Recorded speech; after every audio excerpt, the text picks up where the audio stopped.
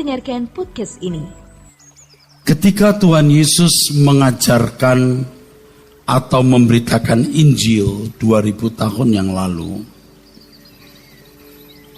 hampir semua orang yang mengikut dia atau orang-orang yang ada di sekitarnya itu adalah orang-orang yang terbuang. Istilahnya adalah orang-orang yang tidak memiliki masa depan hidup di bumi ini. Ini yang dalam bahasa Inggris disebut sebagai kelompok outcast. Outcast itu orang yang terbuang, outcast. Orang-orang yang di sekitar Tuhan Yesus, yang mengiring Tuhan Yesus dengan setia, itu orang-orang yang terbuang, seperti orang-orang miskin, para nelayan-nelayan, pemungut cukai, orang yang dikutuk oleh bangsanya karena dianggap pengkhianat. Pada waktu itu Palestina dikuasai, dijajah oleh Kekaisaran Roma. Setiap orang harus membayar pajak 1 dinar, saudaraku. Pajak itu untuk membangun jalan-jalan, untuk mendatangkan ketentraman, yang walaupun pada akhirnya juga untuk kepentingan kokohnya Kekaisaran Roma. Tuhan Yesus menyetujui, berikanlah kepada Kaisar apa yang wajib kamu berikan. Dan petugas yang memungut pajak itu, itulah pemungut cukai yang dianggap sebagai pemberontak, sebagai pengkhianat bangsa, dan mereka dijauhi oleh masyarakat. Tuhan juga bergaul dengan pelacur, orang-orang berdosa, dan Tuhan juga bergaul dan menerima orang-orang yang terbuang seperti orang yang sakit kusta, yang kalau lewat di tengah-tengah khalayak harus berkata najis, najis. Saudara, orang-orang seperti inilah ternyata yang memiliki hati seperti sebuah landasan yang bisa dijadikan tempat landasan pesawat. Hati-hati seperti tanah yang subur untuk menerima taburan persemaian benih. Matius 11 kita buka. Terkait dengan hal ini ayat yang ke-25, saudaraku. Demikian firman Tuhan. Pada waktu itu berkatalah Yesus, Aku bersyukur kepadamu Bapa, Tuhan langit dan bumi, karena semuanya itu Engkau sembunyikan bagi orang bijak dan orang pandai, tetapi Engkau nyatakan kepada orang kecil. Lalu teruskan. Iya Bapa, itulah yang berkenan kepadamu. Ayat 28. Marilah kepadaku semua yang letih lesu dan berbeban berat, aku akan memberi kelegaan kepadamu. Engkau sembunyikan bagi orang bijak dan orang pandai. Orang bijak dan orang pandai. Ini dalam bahasa aslinya Sophia. Sophia atau Sophon. Ini dalam bahasa aslinya soneton, sonetos. Sophia itu orang-orang bijak. Saudara tahu bahwa pada zaman itu seluruh dunia dikuasai oleh Yunani dalam arti budaya. Secara politik Roma berkuasa, tetapi budaya Yunani sudah mengakar. Filsafat Yunani dipandang sebagai nilai tertinggi kehidupan. Maka orang-orang tertentu belajar filsafat. Biasanya yang belajar filsafat, yang memiliki ruang untuk itu, orang-orang cerdik cendekiawan, bangsawan, dan orang-orang kaya.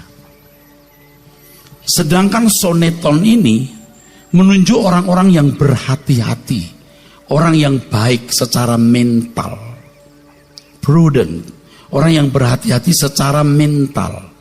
Ini bisa menunjuk orang-orang beragama. Memang sulit menerjemahkan dua kata ini. Tuhan menyembunyikan kebenaran Injil dari orang-orang ini, tapi menyatakannya kepada orang kecil. Kata orang kecil itu luar biasa, saudara. Nepios. Nepios. Yang artinya bayi. Kalau kata anak-anak itu ada macam-macam. Ada yang namanya paidion. Paidion. Ini anak usia 7-14 tahun. Paidion. Ada anak dalam arti keturunan, teknon. Ini seperti bin atau ben. Kalau anak saya Stephen ben Erastus, anaknya Erastus, teknon. Anak dalam arti walad, keturunan, saudara. Ada anak dalam arti pangeran atau putra, huios. Ada anak, tapi anak yang gak sah, notos.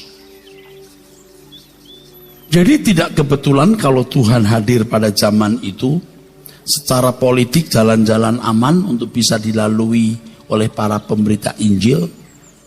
Ya, situasi politik aman karena Roma terlalu kuat. Tetapi secara politik Yunani sangat kuat. Yunani mengakar. Nah, ini saudara sekalian. Nepios itu artinya bayi atau tidak berdaya sama sekali. Ini menunjuk orang-orang yang tidak memiliki kesempatan menikmati hidup. Orang-orang yang masa depannya suram. Orang-orang yang tidak memiliki ruangan yang cukup untuk mewarisi kehidupan di bumi ini, saudara. Dan orang-orang ini efektif mendengar Injil, ikut Tuhan Yesus, dididik oleh Tuhan Yesus. Jika kita kaitkan dengan Matius pasal 19 ayat 14, Tuhan Yesus berkata begini, biarkanlah anak-anak itu, janganlah menghalang-halangi mereka datang kepadaku, sebab orang-orang yang seperti itulah yang empunya kerajaan surga. Anak-anak yang tidak memiliki wawasan luas, yang dunianya sempit. Anak-anak menunjuk kelompok atau komunitas yang bisa dididik, gampang dibentuk, gampang diubah, saudara. Saudaraku sekalian, mengapa Tuhan mengatakan bahwa Tuhan menyatakan Injilnya kebenaran kepada orang-orang kecil ini? Orang-orang yang fokusnya itu bisa diarahkan kepada satu titik saja. Dan tentu Tuhan Yesus datang ke dunia untuk mengajarkan kebenaran mengenai Bapa, supaya manusia memiliki satu fokus saja, yaitu Tuhan dan kerajaannya. Orang-orang kecil ini orang-orang yang tidak berkesempatan mewarisi bumi, tidak memiliki kesempatan menikmati dunia, yang masa depannya tidak jelas, yang suram. Orang-orang yang bisa diarahkan kepada Tuhan dan kerajaannya. Nah, terkait dengan hal ini masih di Matius 11 ayat yang kelima. Sebelum ini dibaca, saya memberitahukan kepada saudara yang tidak tahu biar tahu. Kekristenan itu luar biasa pada abad mula-mula itu. Jadi orang Kristen, orang percaya disebut Kristen itu karena memiliki kualitas hidup seperti yang dipercayainya Yesus. Disebut Kristen karena seperti Kristus yang diurapi. Memiliki nilai unsur-unsur manusia yang diurapi seperti Yesus.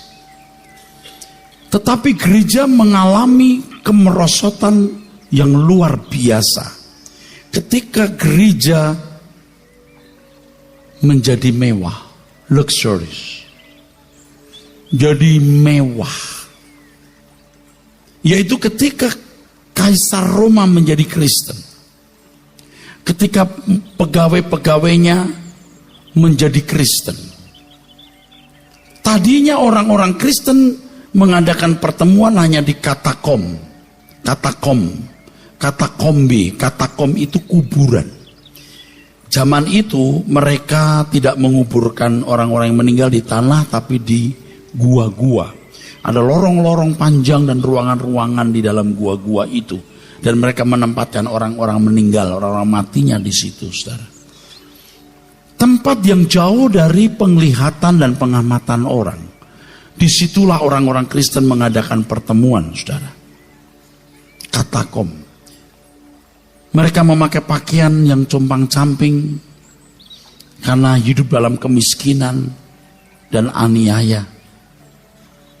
Tetapi ketika Kaisar Roma Konstantinus menjadi Kristen, lalu disahkan oleh Kaisar Theodosius Agung menjadi agama negara tahun 380 sesudah Masehi, yaitu sekitar setelah 350 tahun orang Kristen teraniaya. Jadi sekitar tahun 30 itu peristiwa Pentakosta. 380 Masehi orang Kristen teraniaya. Ini 350 tahun, 3,5. Ingat di Wahyu ada kata 3,5 aniaya. Itu bukan akan berlangsung. Itu bukan akan berlangsung atau belum berlangsung, tapi sudah berlangsung. Di sini banyak orang Kristen salah menafsirkan. Nanti ada antikris, enggak, sudah lewat. Yang membahayakan hari esok kita itu materialisme. Kekuatan antikris, kata firman Tuhan, akan merosot. Binatang itu artinya gerakan, dan nabinya akan melemah. Tetapi yang kuat itu pelacur yang berzina dengan para bangsawan, raja-raja, dan para pedagang-pedagang. Materialisme. Jadi jangan nunggu ada antikris. Antikris sudah ada. Dan tanda-tanda di Alkitab itu sudah dipenuhi. Yang membahayakan ke depan itu adalah materialisme, saudara. Nah, kembali soal Roma tadi. Ketika orang-orang Kristen mulai berjaya, kuil-kuil dihancurkan menjadi gereja. Dibangun gereja-gereja megah seperti yang Anda lihat di kota-kota besar di Eropa hari ini. Lalu pakaian compang-camping diganti pakaian sutra. Dan para rohaniwan bisa duduk di tengah-tengah para bangsawan Roma. Justru kekristenan mengalami kemerosotan yang luar biasa. Kekristenan menjadi rusak. Rusak. Kekristenan menjadi rusak, saudaraku. Karena mulai banyak urusan. Gereja mulai masuk dalam politik praktis. Gereja mulai mau berkuasa mengatur seluruh segi-segi kehidupan. Ini jadi rusak. Saudara harus tahu bahwa kekristenan itu bukan agama yang memiliki tools, memiliki alat-alat untuk membangun masyarakat secara politik dan ekonomi. Yang ada di dalam kekristenan itu menggarap individu. Walau tentu hal ini akan berdampak pada seluruh sektor dan aspek hidup. Kalau individu dibentuk, lalu memiliki hubungan dengan Tuhan secara benar. Beda dengan agama samawi seperti agama Yahudi. Mereka memiliki tools untuk itu. Mereka bisa membangun masyarakat Yahudi. mengatur ekonominya. Mereka bisa memiliki wilayah yang ada di bawah syariat Yahudi. Mereka bisa mengatur politik dan keuangan secara agamani. Kristen tidak. Jadi tidak bisa orang Kristen minta wilayah khusus dengan melakukan syariat Kristen. Tidak bisa, karena nggak ada toolsnya. Kekristenan itu mengajar batiniah. Dan saya mau kasih tahu, dunia bukan rumah kita. Ketika gereja mulai banyak urusan yang tidak terfokus pada satu hal, Tuhan dan kerajaannya, gereja menjadi rusak. Matius 11 tadi ayat 5, mari kita lihat. Orang buta melihat, orang lumpuh berjalan, orang kusta menjadi tahir, orang tuli mendengar, orang mati dibangkitkan, dan kepada orang miskin diberitakan kabar baik. Kalau buta, kebalikannya apa saudara? Melihat. Lumpuh, kebalikannya apa? Berjalan. Kalau kusta menjadi tahir, sembuh, mulus. Kalau tuli, mendengar. Kalau mati, bangkit. Miskin? Betul, miskin kaya. Itu pengertian umum. Tadi kamu salah baca. Ulangi. Dan kepada orang miskin, baca lagi. Dan kepada orang miskin diberitakan menjadi kaya. Kabar baik. Kalau buta melihat, lumpuh jalan, tuli mendengar, mati bangkit. Ulangi. Dan kepada orang miskin diberitakan menjadi kabar kaya. baik. Ini baru benar, saudara. Saya minta tidak salah membaca. Tolong, jangan merubah Alkitab. Ini nggak main-main loh. Firman Tuhan itu tidak boleh ditambahi atau dikurangi. Kalau buta melihat, lumpuh jalan, tuli mendengar, mati bangkit. Nah, kalau miskin, kaya. Coba dibaca lagi. Nggak boleh salah. Nggak boleh salah. Kalau salah tidak benar itu. Ya. Kalau buta melihat, bro, tuli mendengar, dan kepada orang miskin diberitakan menjadi kaya. Kan begitu, orang Kristen ke gereja kan dari miskin supaya kaya, ya enggak? Loh, banyak Kristen kan begitu. Lalu banyak gereja dan pendeta juga mengajarkan Allah memulihkan, memberkati, kekayaan bangsa-bangsa diberikan kepadamu. Kau dipulihkan, kutuk kemiskinan dipatahkan. Makanya ayatnya mesti benar, dibaca ulang. Kali ini harus benar. Dan kepada orang miskin diberitakan kabar jadi baik. kaya. Ini luar biasa. Ternyata Alkitab tidak mengatakan kepada orang miskin diberi kekayaan. Diberitakan kabar baik. Anda tahu konteksnya apa ini? Yohanes Pembaptis mencurigai kemesiasannya Tuhan Yesus. Yohanes Pembaptis loh. Ini pendekar rohani loh. Yang membaptis Tuhan Yesus. Yang melihat Roh Kudus turun seperti burung merpati. Yang mendengar suara dari langit. Ini anakku yang kukasihi, kepadanya aku berkenan. Yohanes juga yang mengatakan inilah anak domba Allah yang mengangkut dosa dunia. Yang membuka tali kasutnya pun aku tidak layak. Kali ini dia curiga, dia ragu-ragu, dia bimbang. Apakah benar orang ini Mesias itu? Dia suruh orang tanya. Datanglah utusan Yohanes Pembaptis bertanya kepada Yesus, engkaukah Mesias itu? Atau kami menanti yang lain? Lalu apa jawab Tuhan Yesus? Mestinya kan jawaban logisnya ya atau oh tidak. Katakan ini kepada Yohanes, sampaikan ini. Orang buta melihat, orang lumpuh berjalan, orang kusta menjadi tahir, orang tuli mendengar, orang mati dibangkitkan. Kasih tahu, tidak ada yang bisa melakukan ini kalau bukan dari Allah. Yohanes Pembaptis ragu-ragu. Coba saudara, Nikodemus pernah bertemu dengan Tuhan Yesus dan berkata, Tuhan, jika bukan dari surga, bukan dari Allah, tidak mungkin Tuhan bisa berbuat itu.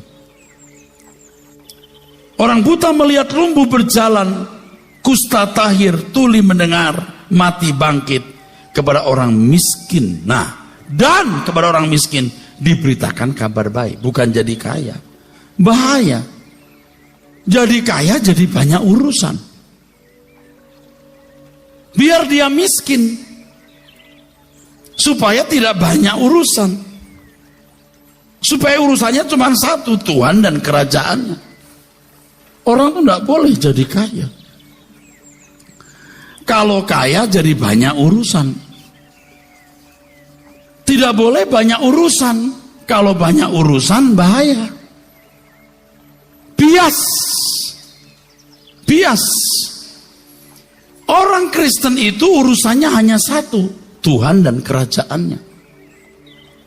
Nggak boleh punya urusan lain. Jangan lagu berurusan politik, berurusan ekonomi. Rusak jadinya. Pak Pendeta sadar nggak sih ngomong ini? Sadar. Tadi udah makan pagi belum? Belum. Makanya, nanti dulu. Biar saya nggak makan pagi, saya minum jus. Dan ada salak di situ, saya makan dulu salak.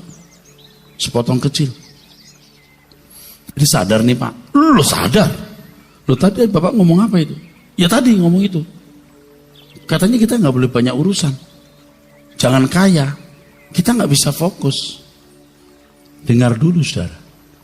Ketika saudara percaya Tuhan Yesus Kristus, seluruh hidupmu, seluruh hartamu disita Tuhan. Jadi miskin nggak? Loh, nggak ada yang amin. You are not your own. Kau bukan milik kamu sendiri. Sejak saudara ditebus, saudara Tuhan Yesus Kristus, you are not your own. Kau bukan milik kamu sendiri. Katakan amin. Saya teruskan kalau bisa jawab. Jadi Anda tidak boleh punya sesuatu. Urusanmu hanya satu, Tuhan dan kerajaannya. Tapi Pak, anak-anak saya kan pada sekolah Pak. Sekolah untuk Tuhan dan kerajaannya. Yang kuliah Pak, waduh urusannya sibuk Pak. Berangkat pagi pulang sore. Apalagi ambil SKS banyak. Sebanyak-banyaknya. Dari pagi sampai sore sampai malam, please deh. Semua untuk Tuhan. Kalau hanya untuk ijazah, untuk sarjana, bolehlah. Jadi juara 2, 3, 4, 5. Atau nggak usah jadi juara, yang penting lulus. Tapi kalau untuk Tuhan, kasihlah Tuhan Allahmu dengan segenap hati, segenap jiwa, akal budi, kekuatan. Dia nggak boleh nggak jadi juara. Segenap. Tapi anak saya nggak bakat sekolah. Oke, mungkin seni. Masuklah seni lukis, seni musik. Jangan hanya bikin musik lagu di gereja, bikin musik lagu dunia. Supaya menggarami dunia. Tapi Pak, lagu dunia cinta-cinta. Oh, lagu cinta dibuat, tapi cinta yang benar. Karena yang bikin cinta bukan iblis, Tuhan. Bagaimana membuat lagu cinta, tapi cinta yang benar. Jangan lagu, aku rela di madu. Apa itu? Aku rela di madu. Lagu apa itu? Baiklah kita kawin saja, aku rela di madu. Saya dengar, buset ini lagu nggak mendidik banget ya.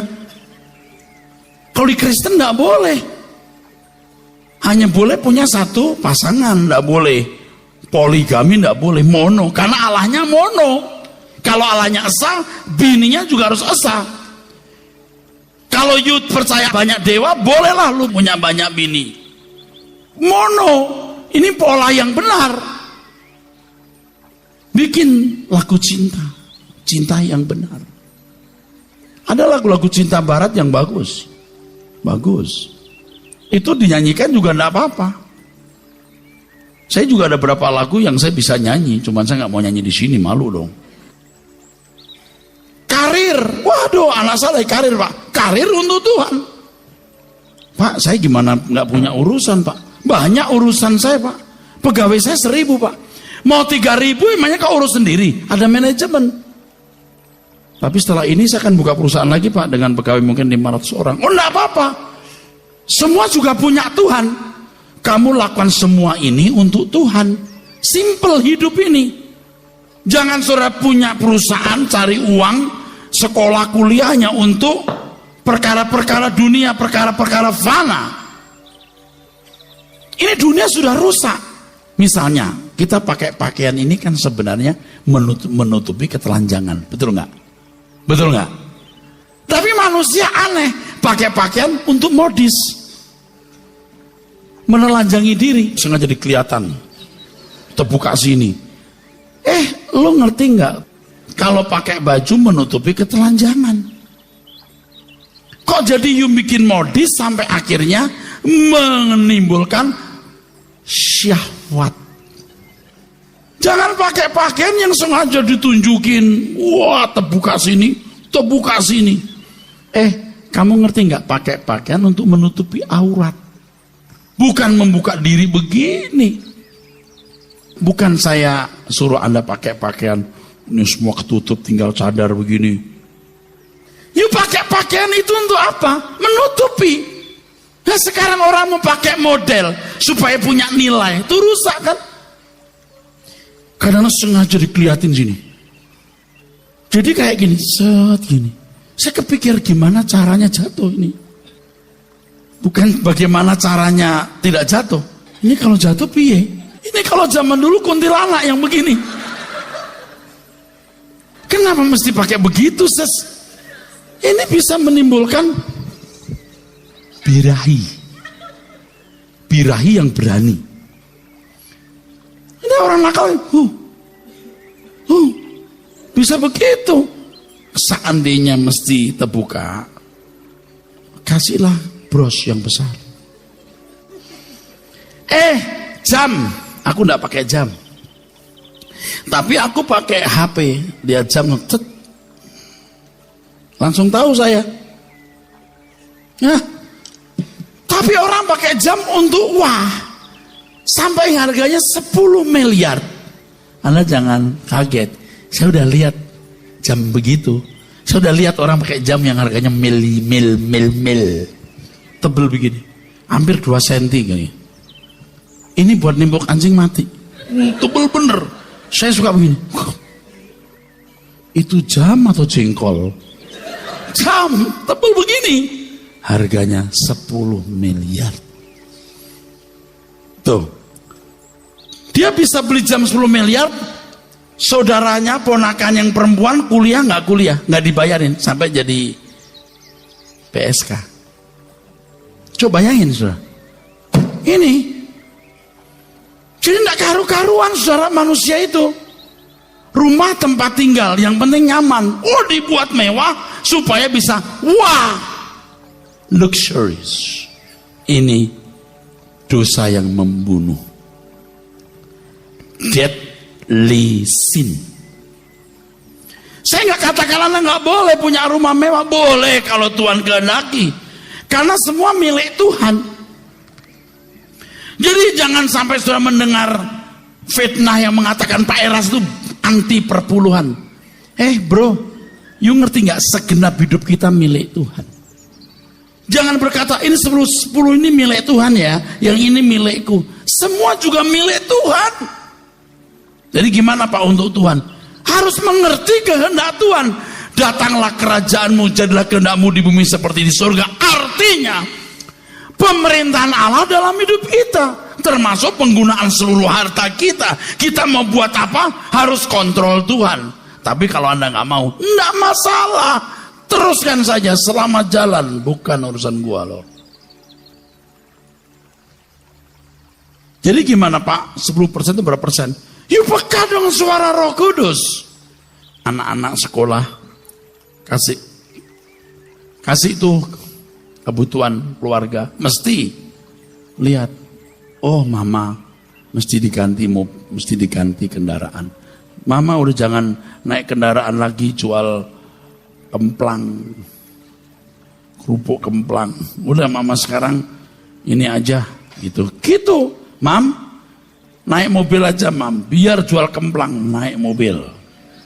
Jangan Mamanya bilang, nak, mama udah gak bisa naik motor. Kalau kena angin, mama masuk angin.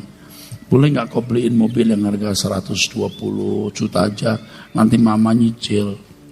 Tuh anak bilang, oh, jangan mama jangan naik mobil. Bajai. Bajai mam. Itu akan efektif mam. Sebab bajai bisa muter kapan saja di mana saja. Itu gila gak itu anak? Itu gila itu anak.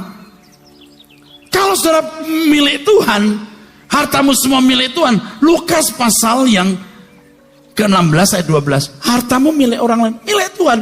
Saya bukan minta uang saudara dan macam-macam. Anda lihat, oh ponakan yang itu nggak sekolah dibantu. Oh pekaryawan dibuat sejahtera. Ya tentu kalau saudara tahu ini pekerjaan Tuhan besar dengan biaya yang sangat besar, you menyisihkan juga untuk Tuhan dan Anda tidak akan menjadi miskin gara-gara itu. Jadi simple hidup ini Pak. Dulu juga saya nggak simple. Aku mau punya gereja besar, aku nanti punya radio dan TV. Kelihatannya untuk Tuhan, tapi saya punya agenda pribadi di balik semua itu. Sekarang saya nggak mau. Saya cuma mau menjaga mulutku, menjaga mataku, hatiku, kelakuanku mesti benar. Aku memandang kerajaan surga. Itu yang benar. Yang bikin banyak urusan tuh loh. Datanglah kepadaku yang letih lesu dan berat. Kamu yang banyak keinginan. Aku beri kamu kelegaan. Anapauso, sabaton, sama. Perhentian atau kelegaan itu. Apalagi sudah tua Pak. Udah jangan banyak keinginan. Udah umur 70 tahun. Aku mau kawin lagi. Waduh. Aku sebelum mati harus punya villa. Kenapa sih mesti begitu? Ini rusak. Dan banyak orang yang sampai hatinya tidak bisa ditaburi kebenaran lagi. Nggak bisa. Udah begitu rusaknya. Maka kenapa saya akan memberi perhatian ke pemuda. Kalau Anda punya anak nggak jadi orang, you nangis, you berkata sia-sia, aku kerja sia-sia, aku capek-capek. Lalu anak narkoba, anak kawin salah, anak lari di bawah orang. Itu saya sebagai bapak rohani saudara, saya memikirkan itu dengan sungguh-sungguh. Bukan mau apa. Kita urusi pemuda dengan serius. Ini bukan untuk apa-apa saudara. Kalau dulu punya kepinginan macam-macam ya ada agenda pribadi. Sekarang enggak. Makanya orang Kristen tuh kalau nyaman, merasa punya duit banyak, mau kaya, terhormat, dia banyak urusan, banyak kepinginan.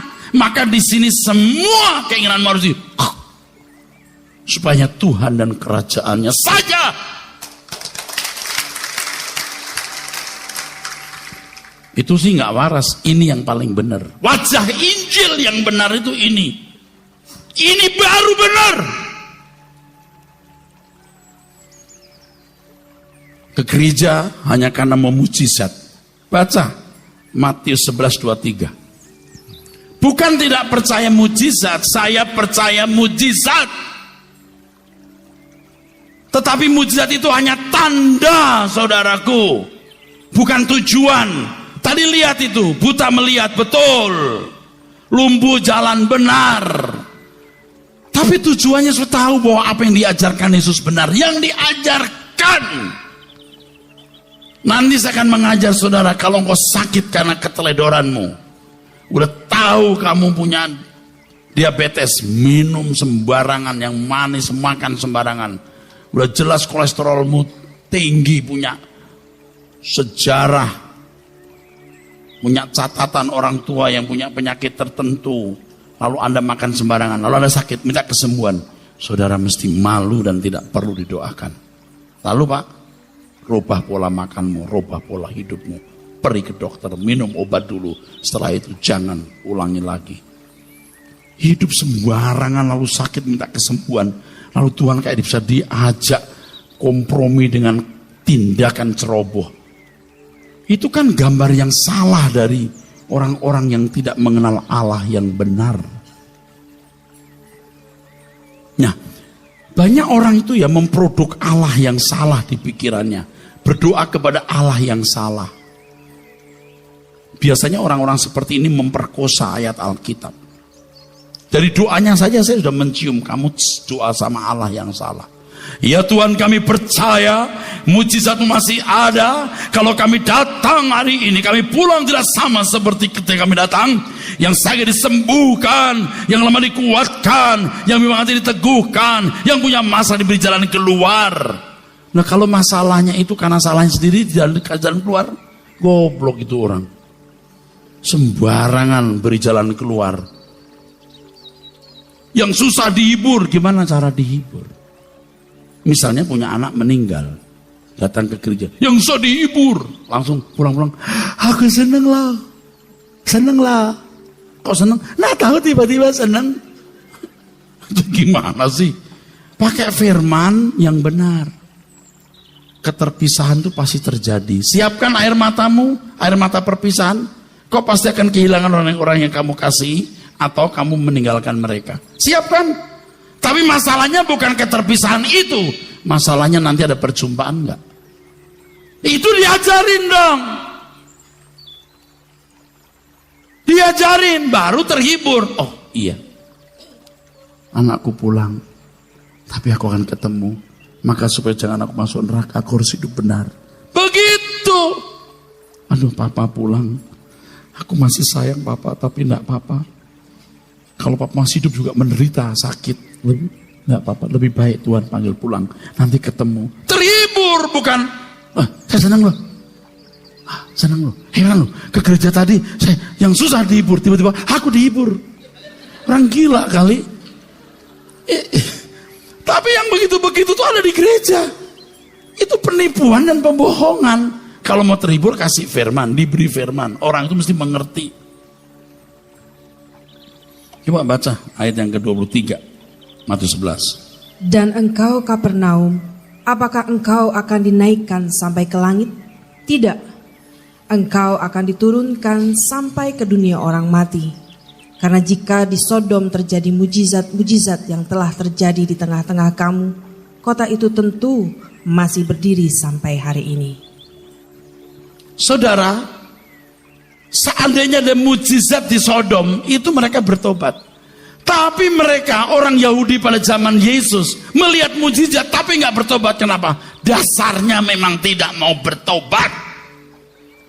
Disembuhkan, lihat mujizat, diberkati, tapi nggak mengerti kebenaran. Emang dasarnya nggak bertobat. Untuk apa ngurusin orang seperti ini? Ini kalau gambaran Allahnya sudah salah, berdoanya kepada Allah yang salah. Dan lihat cara-cara berdoanya, sombong banget. Ya Tuhan, Engkau tahu hamba-Mu ini. Siapa? Aduh, ampun deh, kayak ngomong kepada teman, nggak ada hormat. Saudara sekalian, engkaulah anak-anak Allah. Allah akan mencukupi segala kebutuhanmu sesuai kekayaan kemuliaannya dalam Yesus Kristus. Amin, amin. Padahal itu ayat Alkitab ditujukan untuk orang yang mendukung pelayanan Paulus. Bukan untuk orang yang cuma mau kaya sendiri, senang sendiri. Enak aja. Kekayaan bangsa-bangsa yang diberikan kepadamu. Lihat rekeningmu. Kan kasarnya begitu. Ngerti gak saudara? Saya bukan mau mencela. Itu untuk Israel, bukan orang Kristen. Orang Kristen gak perlu pakai ayat itu untuk dicukupi Tuhan. Amin. Ya ampun Pak. Kita berkata, kamu lihat itu Salomo, tapi dia tidak akan seindah bunga di padang. Salomo itu PL, perjanjian lama. Seindah-indah Salomo tidak akan lebih indah dari bunga di padang. Tapi kamu lebih indah dari bunga di padang. Kok kita mau balik lagi ke zaman-zaman lama loh? Amin saudara. Bunga di padang didandani. Apalagi bunga wijaya, bahkan bunga Citra Lestari.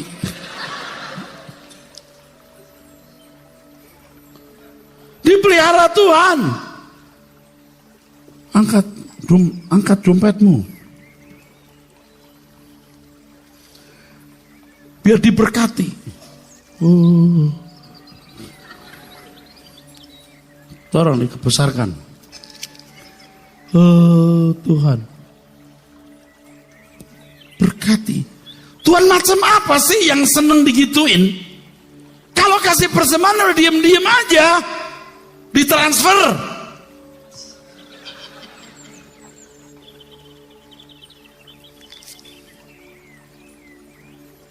Serahkan ke depanmu.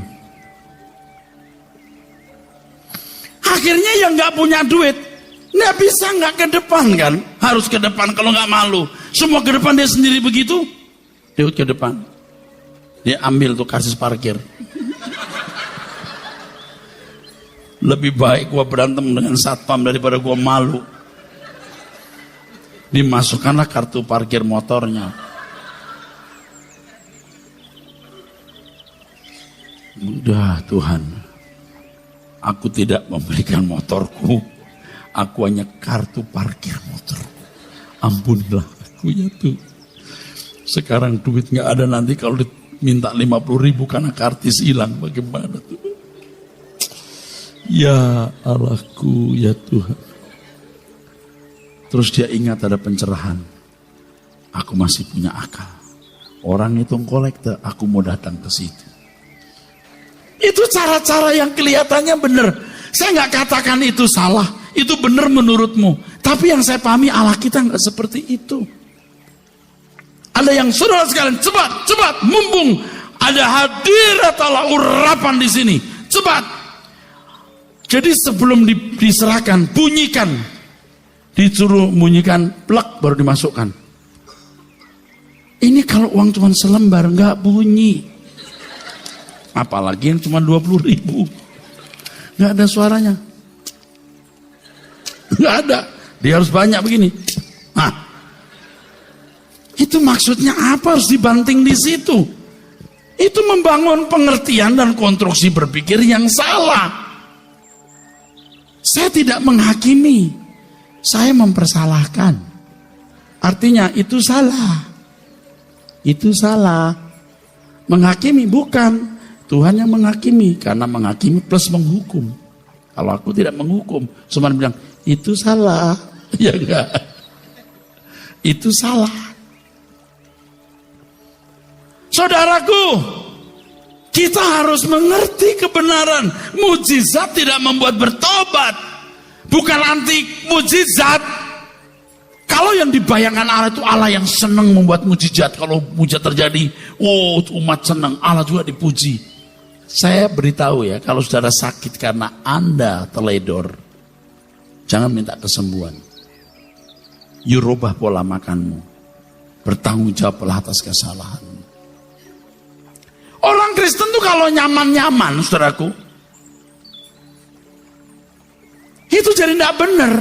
Wah, orang Kristen sukses jadi menteri, wah jadi wakil presiden, wah gereja-gereja dibangun dengan gampang, KKR nggak ditutup-tutup, wah.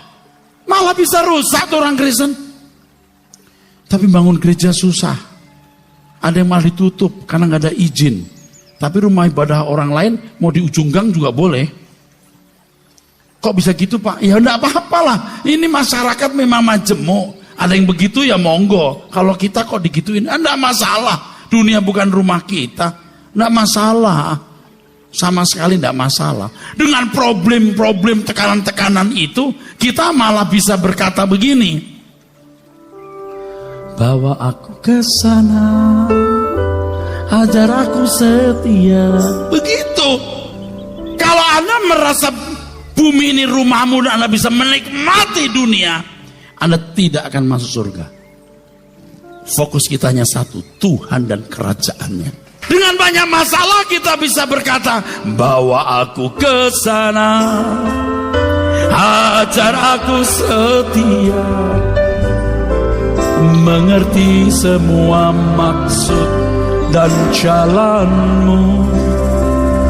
Tak ku ingini lagi indahnya dunia ini, karena ku yakin yang kau sediakan sempurna. Jadi saudara harus tahu dunia bukan rumah kita. Kita hidup di dunia hanya untuk persiapan memasuki hidup yang sesungguhnya nanti. Janganlah berpikir bahwa menikmati hidup hanya di bumi. Justru bumi bukan tempat kita menikmati hidup. Bumi tempat kita untuk mempersiapkan diri memasuki hidup yang sesungguhnya. Kehormatan buat saya untuk menyampaikan firman Tuhan seperti ini. Udah jangan punya keinginan apa-apa. Beli pakaian nutupin aurat, beli jam untuk tahu waktu, bukan untuk uang. Punya rumah untuk berteduh, punya kendaraan untuk jadi transportasi. Kalau Anda di lingkungan para pembisnis kelas tinggi, ya mobilnya mesti kelas 2 miliar, 3 miliar. Enggak apa-apa, enggak masalah. Tapi enggak, kalau bukan, ya pokoknya penting bisa nyaman hidup ini. Kalau duit banyak kepinginan jadi enggak karu-karuan, saudara-saudaraku. Amin. Anda mengerti itu? Kok aminnya berat ya? Saudara mau saya bawa pulang ke surga. Yang aku tahu pasti kemana aku pulang. Di hamparan padang hijau tak bertepi. Tuhanlah matahariku, Tuhan matahariku di negeri indah Bapakku. Ke sana kami pulang bersama. Dulu saya juga salah. Kalau seandainya 10-15 tahun yang lalu saya sudah khotbah seperti ini, saya merubah banyak orang. Saya baru tahu belakangan, saudara.